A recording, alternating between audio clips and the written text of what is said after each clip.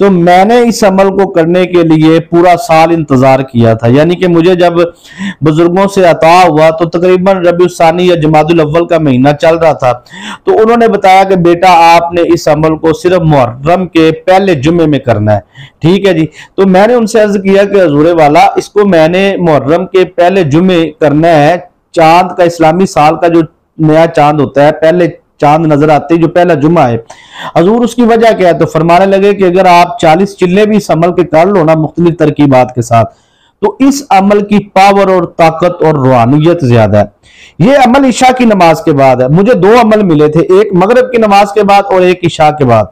मगरिब वाला मैंने रूहानी वज़ाइफ हमदमी जो हमारा दूसरा चैनल है उसी पे अभी मतलब रिकॉर्डिंग करवा दी है, तो इंशाल्लाह वो भी अपलोड हो जाएगा आज। जो इंशाल्लाह दोनों ये वज़ाइफ आपके सामने जब आएंगे तो आप ये दोनों सुन लीजिए, मगरिब के बाद भी और ईशा। ये जुमे वाले दिन का अमल है जी, जुमे वाले दिन ईशा के बाद। ठीक है जी। आपने इस अमल को ईशा की नमाज के बाद अगर कर लिया, मैं कहता हूं 1-2 आदतें नहीं, अगर आपके दिल में हजारों आदतें हैं, हजारों नहीं करोड़ों आदतें हैं, इंशाअल्लाह पाक पूरी फरमाएगा। मैंने अपनी पूरी जिंदगी के अंदर यानी कि मतलब जो उनसे ना जी बड़े बड़े वज़ाइफ देखे और किए हैं, लेकिन इनकी रूहानियत, इनकी पावर का अपना ही एक सुरूर है, अपना ही एक लुत्फ है। यकीन मानिए इसकी कोई कीमतन, मुझे कहे ना जी कीमतन आप बताएं कि आपको कीमत अदा करते हैं तो आप हमें ये अमल दें, तो मैं कहता हूं ये 1500 करोड़ भी इसकी कीमत थोड़ी है। इतना कीमती ये अमल है। ये आपने अगर साल में एक दिन, देखिए मेरे 2 चैनल है, इस्लामिक टीचर हमदमी और दूसरा है रूहानी वज़ाइफ हमदमी। दोनों चैनलों पर आज तक मैंने अभी तक कोई एक ऐसी वीडियो अपलोड नहीं की जो एक दिन का अमल हो। मतलब मैं वज़ाइफ देता हूं वो आप साल में कभी भी कर सकते हैं।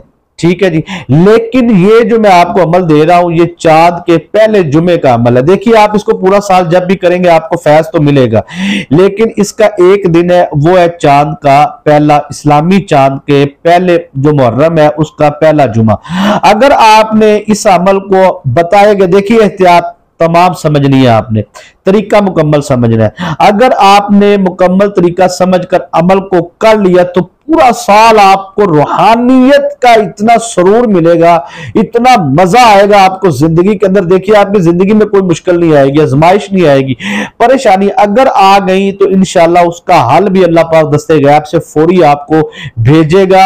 आपकी इज्जत में इजाफा होगा, आपके रिस्क में इजाफा होगा, आपकी जो सा रूहानियत में इजाफा होगा, आपके अल्लाह पाक इतनी बरकतें आपको अता फरमाएगा। यकीन मानिए मैंने इसका पूरा साल इंतजार किया और मेरे चाहने वाले जितने भी हैं, आस्ताना अली हमदम सरकार से निस्बत रखने वाले, यकीन मानिए कसीर तादाद में लोगों ने इसका इंतजार किया। और अब से पहले मैं कई लोगों को इजाजत दे चुका हूं इस अमल की, और सबको अब भी आपके पास वक्त थोड़ा है, कल जुमातुल मुबारक है, तो आपने इस अमल को करना। सदका जारिया समझते हुए इसे ज्यादा से ज्यादा शेयर कर दे ताकि ज्यादा लोगों तक पहुंचे, ज्यादा लोग आपका इस अमल से फायदा हासिल कर सके। देखिए यकीन जिस बंदे का नहीं है उस बंदे को बंदा यकीन नहीं दिला सकता, जितनी मर्जी कोशिश कर लो। ये अमल यकीन कामिल वाला बंदा करे, जिसका यकीन कामिल है, मर्दों ख्वातीन के लिए सबके लिए इसकी इजाजत है। सबसे पहली शर्त यह है कि जुमे वाले दिन आपने बदबूदार चीज नहीं खानी, जैसे मटन, जैसे होता है प्याज वगैरह, अदरक लहसुन वगैरह, और गोश्त भी आप किसी किस्म का इस दिन नहीं इस्तेमाल करेंगे, चिकन मटन बीफ वगैरह कोई भी आप गोश्त नहीं इस्तेमाल करेंगे। और सूदक का आप खास ख्याल रखेंगे जिस घर में बच्चा पैदा हुआ है या फोतगी वगैरह हुई है। तो ये आपने अमल करने वाले दिन, जुमे वाले दिन वैसे भी आपने जारी बात है लिबास पहनना है, तो आपने लिबास को खुशबू वगैरह लगा के, गुस्ल वगैरह ताजा करके, खूब एहतमाम करके आपने बैठना है।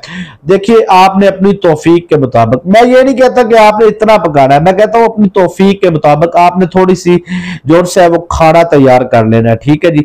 वो आप चावल की सूरत में कोई भी चीज आप तैयार करके आपने मगरिब के बाद वो आपने अपने पास रख लेना है। ठीक है जी, सामने।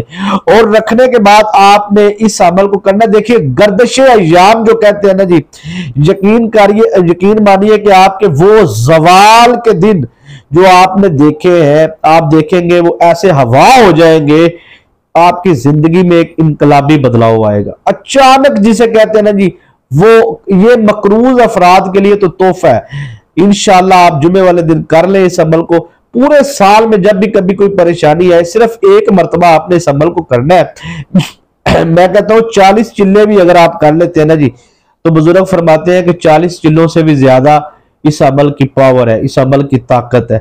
सिर्फ एक दिन, ये खास दिन है, मुहर्रम इस्लामी साल का चांद नजर आती पहले जुमे को, कल यानी कि जुम्मतुल मुबारक है, तो कल आपने इस अमल को इशा की नमाज के बाद रखना है, करना है। इंशाअल्लाह अज़ीज आपकी जिंदगी से बंदिशें, रुकावटें खत्म होगी। जादू के मामलात जितने भी है, जिन्नात के मामलात जितने भी है, असेब के, साए के, सहर के मरीज जो है वो इस अमल को करें, इंशाअल्लाह उनकी जिंदगी से जादू निकल जाएगा, असेब, साया, सहर निकल जाएगा।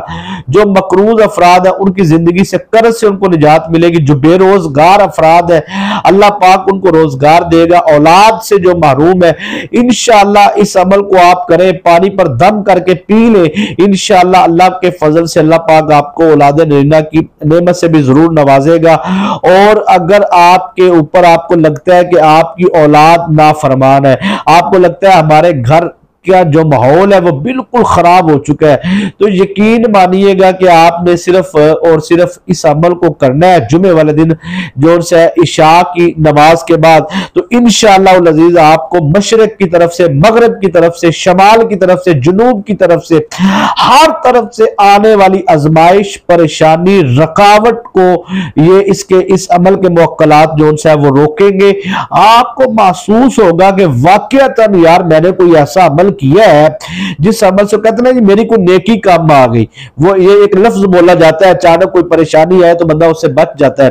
तो ये आप यूं समझ लीजिए कि ये एक अमल जो सा है ये पूरा साल आपको इतनी रूहानियत बख्शेगा कि आप पूरा साल सिर्फ इस बात का इंतजार करेंगे कि इस्लामी साल जब आए तो मैं इस अमल को जो सा है मुहर्रम शरीफ आए और पहले जुमे में इस अमल को कर लूं। देखिए इसकी पहली जो शर्त है ना जी वो ये है कि इस अमल का जितना भी सवाब है वो आपने जो सा सैयद शुहदा इमाम अली मुकाम इमाम हुसैन अलैहिस्सलाम की बारगाह में पेश करना है। और बातनी तौर पर, रूहानी तौर पर आपने जब अमल पे बैठना है इशा की नमाज के बाद, तो उस वक्त आपने बातनी तौर पर, रूहानी तौर पर इजाजत मांगनी है इमाम अली मुकाम इमाम हुसैन पाक सरकार से कि जी मुझे इजाजत अनाज फरमाए, मैं इस अमल को करने जा रहा हूं या करने जा रहा हूं।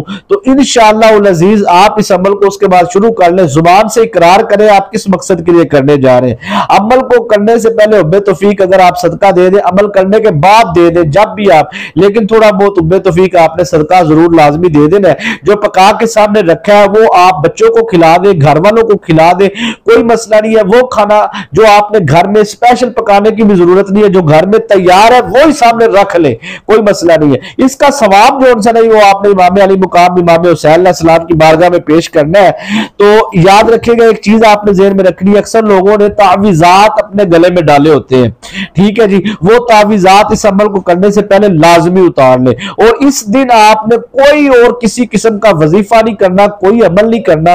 अगर आप कर रहे हैं तो ये आपने सिर्फ और सिर्फ यही एक वजीफा करना है, यही एक अमल करना है। इशा की नमाज के बाद आपने अमल करना है, दुरूद इब्राहिम आपने 129 मरतबा पढ़ना है, अव्वल भी और 129 मरतबा इख्तिताम पर, ठीक है जी, तादाद कम और ज्यादा नहीं करनी। और उसके बाद बिस्मिल्लाहिर्रहमानिर्रहीम को साथ मिलाकर आपने सूरह इखलास पढ़नी है, कुल वल्लाहु अहद अल्लाहु समद, ये वाली सूरह मुबारक, छोटी सी सूरह मुबारक है, ये आपने 313 मरतबा पढ़नी है। और उसके बाद खत्म करके इस वजीफे को आपने दुआ मांगनी है और ये सवाब आपने इमाम अली मुकाम इमाम हुसैन की बारगाह में पेश करना है। इंशाअल्लाह अज़ीज आपका जो मकसद है दुआ में आप अल्लाह की बारगाह में अर्ज करें, आपको अल्लाह पाक कामयाबी अता फरमाएगा। इजाजत दीजिए, अस्सलामु अलैकुम व रहमतुल्लाहि व बरकातहू।